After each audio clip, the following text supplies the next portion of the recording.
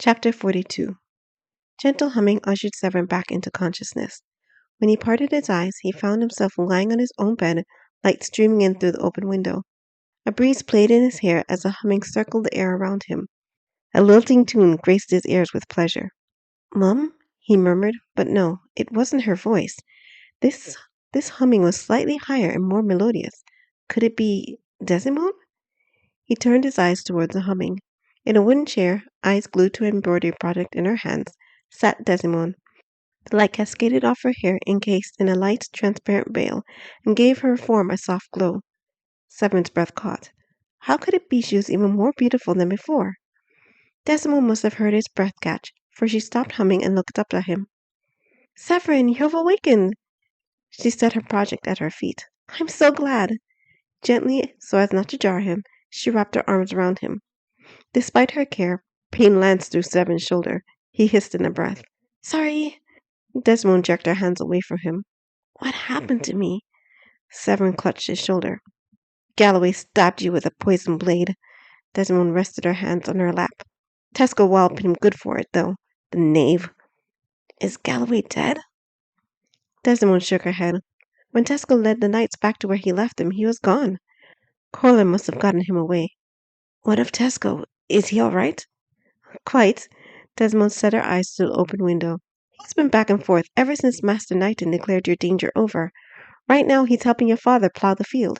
They say they can do one more planting before the growing season's over." "Tesco's here?"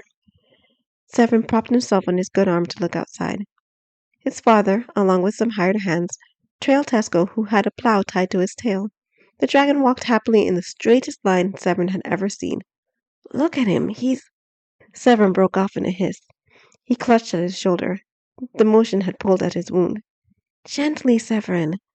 Desimone helped lay him back down. "Master Knighton says you're not to extend yourself for at least a week after you've wakened. After that, father is anxious to meet both you and Tesco. He was very surprised at my story when he returned home." "Barely betrothed and you're already commandeering my schedule." Sevrin smirked at her. "You're a bossy one, aren't you?" "Oh, stop it." Desimone waved him off. The door opened and Mariella stepped in. "Sevrin," she said as soon as she saw him. "You're awake." She walked over and kissed his forehead. "I'm so glad. I was frantic when they carried you in. But Princess Desimone has been a dear. She hasn't left your side since they brought you." Desimone caressed his cheek. "It's the least I can do for the man I love so much." Sevrin caught Desimone's hand. "I love you too." Mariella pressed her hands to her cheek, much like Maria did. Then she leaned over Severin's bed to call out of the window, "Tesco, he's awake!" "He is?" came Tesco's booming voice, followed by several voices yelling at him to stay put until they could detach the plow from his tail. In a moment, the dragon's face filled the window. "Ah, Sevrin, it's good to see you. I thought I was going to lose you." He heaved a heavy sigh. "Just when will you stop saving my life? Here." He handed Sevrin something through the window. "Be more careful with it this time." "The scale." Sevrin cradled it in his hands. "I thought Galloway had gotten away with it." "He dropped it, the fool." Tesco shook his head. "He acted as if I would do what he asked because he took it from you. I don't know what he was thinking." "It's a scale from over your heart," Desimone said. "Doesn't it control you?" "Control me?" Tesco jerked his head back. "Where did you get such an idea?" "It's a rumor." Mariella shook out some bedcloths.